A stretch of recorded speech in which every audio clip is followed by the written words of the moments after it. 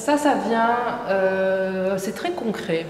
Là, pour le coup, je ne peux pas me perdre dans l'enchaînement, c'est que fait partie de la liste dont je parlais tout à l'heure. Cette liste, il y avait une femme et un serpent. Je devais trouver ce duo d'une manière ou d'une autre.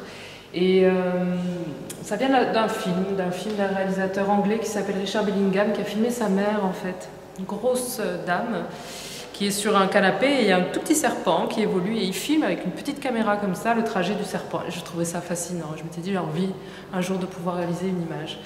Je regarde un clip d'un ami et dans ce clip, je vois cette femme lui mettre un serpent autour du cou. Donc j'appelle cet ami, je lui dis qui est cette fille. Et avec un profil aussi un peu étrange, il me dit il ou elle sera ravi de poser pour toi.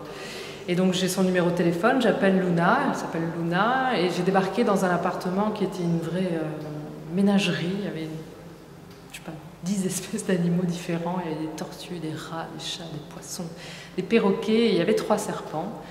Et voilà, elle a manipulé ces 3 serpents, j'ai photographié, et puis on en est venu à un seul serpent. On a dressé cette espèce de théâtre derrière, puisque l'appartement était très chargé et je ne voulais pas qu'il y ait d'anecdotique dans l'histoire. Donc on a dressé ce théâtre et voilà, je l'ai photographié contre un mur avec son serpent. Mais pour cette image, je me permets de lui donner sa fin. C'est que quelques années plus tard, je l'ai recroisée et elle souffrait d'une récidive de cancer. Donc elle allait perdre tous ses cheveux et il faut savoir que c'est un véritable hermaphrodite, hein, un véritable, c'est-à-dire qu'elle a les 2 sexes. Elle a choisi d'être femme. Donc, vous voyez à quel point du coup le réel se développe seul en fait. Moi, je veux une femme au serpent, je me retrouve avec une hermaphrodite. Bon, il y a tous les symboles. Je pense que ce qui agit aussi sur le spectateur, c'est la force du symbole. Il y a l'image, mais il y a beaucoup d'autres choses qui agissent. Et puis, elle a perdu ses cheveux, donc je suis allée refaire un portrait. Et le portrait qu'on a là-bas, c'est toujours la même personne, mais sans ses cheveux. Et ce qu'elle porte en guise de masque, enfin de coiffure, de parure, c'est la peau de la mue de ce serpent qu'on voit sur la première image, qui est mort, qui a été, dont la langue a été dévorée par un rat. Je ne fantasme pas, hein. C'est une vraie histoire, donc un serpent qui a été nourri et qui n'a pas dévoré le rat tout de suite et qui a été agressé par le rat, et le rat, par je ne sais quelle science, a compris qu'il fallait choper la langue, puisque le serpent ne se meut qu'avec cet organe-là. Et ça l'a beaucoup fait souffrir, et le jour où je suis venue, elle ne savait pas comment couvrir ce crâne nu, et elle a pris les mues, travaillé les mues avec du liquide, et puis elle s'est créée Donc ça rejoint toute la thématique de l'expo, qui est l'histoire d'origine, de mort, de vie, de continuité. Donc là, c'est vraiment une décision qu'elle a prise, elle s'est servie du photographe pour se mettre en scène. Certainement. Ce n'est pas toi qui as dicté une Non, mais direction. je savais qu'elle était très... C'était un samedi soir, elle était en plein processus de préparation. Après qu'elle me ramène la boîte avec les muses, ça c'est une grande surprise, et ça résonne d'autant plus que y a le... Et alors cette photo c'est un diptyque Oui. Ce que j'aimais dans ce diptyque, c'est le lien qu'on peut faire avec la lumière, en fait. Cette photo est un accident, hein, puisque j'ai ouvert mon boîtier, mon Contax se rembobine tout seul. L'autre non, mais j'étais tellement habituée avec le Contax qu'à la fin du film j'ai ouvert, seulement le film était encore tendu, j'ai refermé, je pensais qu'elle était complètement foutue, et en fait elle a juste été brûlée, et donc on a ce ray de lumière rouge. Et ça, c'est un matin avant 8 h en arrivant en Toscane, et il y a cette lumière extraordinaire qui... de l'avion.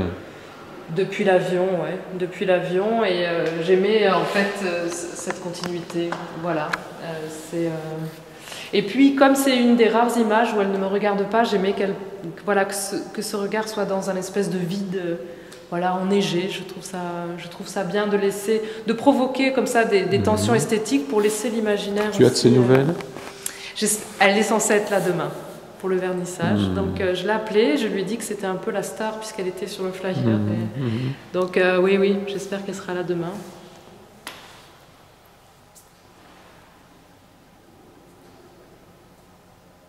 C'est très parlant, mais il y en a qui sont d'une dureté incroyable.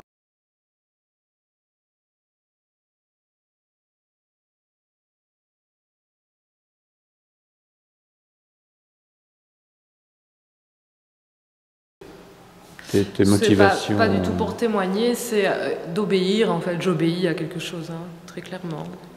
Et c'est quoi ce quelque chose? Quelque chose qui ne se réalise... Enfin, comment expliquer ça? Qui se réalise que si je suis en face de quelque chose qui me bouleverse plastiquement, en fait. Et les corps brûlés, moi, ça m'a toujours fascinée. Je sais que je ne peux pas décrocher mon regard d'une personne brûlée. Et ce regard, c'est le regard d'un enfant qui va regarder quelque chose d'anormal, en fait. Il y a une terreur, il y a un plaisir esthétique, visuel. Et tout ça, c'est très enfantin, en fait. Les enfants aiment se faire du mal, du bien. Aiment cette tension-là. Jouer à faire peur aux gamins, ça les fait rire. Ils ont le sursaut et ils rient après. C'est comme si cette terreur avait déclenché un rire et ce mix entre peur et plaisir. On a besoin de cette tension. Et les brûlés, pour moi, c'est infini ce que ça veut dire. Et on parlait du paysage montagneux. Vous regardez le buste de ce jeune garçon, c'est un paysage pour moi absolument merveilleux. Son corps devient une map-monde. Comme le monsieur qui est là, je l'appelais l'homme continent, et c'est une map-monde aussi, quoi. Il y a quelque chose d'un paysage côtier, en fait, quelque chose qui... entre ciel et terre, mer, il y a quelque chose de... Oui, d'anti-lisse, oui. Et puis c'était intéressant, j'ai appelé l'homme continent, j'ai fait l'erreur d'envoyer la photo avec ce titre-là, je me suis dit, il va peut-être mal le prendre. Et puis c'est toujours la fiction rejoint quelque part la réalité, puisque c'est un homme qui avait 7-8 origines différentes sur les continents. Donc je trouvais ça très bien que ça puisse rejoindre à un moment donné le réel. Merci. Avec plaisir. C'est très riche. Il y a un catalogue? Il n'y a pas un catalogue, mais il y a un petit livret. Le livre va suivre, mais c'est un long projet. Et dans l'attente, j'ai fabriqué ce petit objet qui est donc qui réunit en premier lieu le texte que vous avez à l'entrée, donc le texte de l'exposition. Donc il y a des petits inserts aussi. Il y a un second texte qui retranscrit le rêve de ce monsieur. Et puis un dernier texte qui raconte ce que je vous ai un peu raconté, le lien entre cet homme, Luna serpent, peau de serpent, et Luna serpent. Il y a un lien entre ces trois images que je raconte dans le texte ici. C'est étonnant d'ailleurs ce rapport à la lune. Oui, hein. C'est pas innocent. C'est fou qu'elle ait choisi ce prénom, et qu'elle soit... Oui, tout est... En fait, on n'est vraiment pas grand-chose, hein. On est des intermédiaires. Le monde se charge en fait de donner le merveilleux. Nous, on doit le capturer, quoi. Mais tout est déjà merveilleux avant qu'on arrive, quoi. Mais il faut le voir.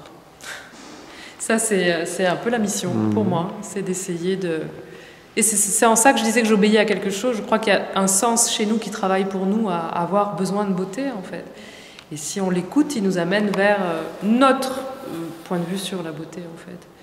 Beaucoup plus que ce qu'on croit. Je pense qu'on est... C'est pour ça que je disais que j'obéissais, en fait, plus que... C'est vrai que la beauté est partout. Elle est partout, indéniablement. Il faut la chercher de plus en plus, puisqu'elle est vraiment recouverte par...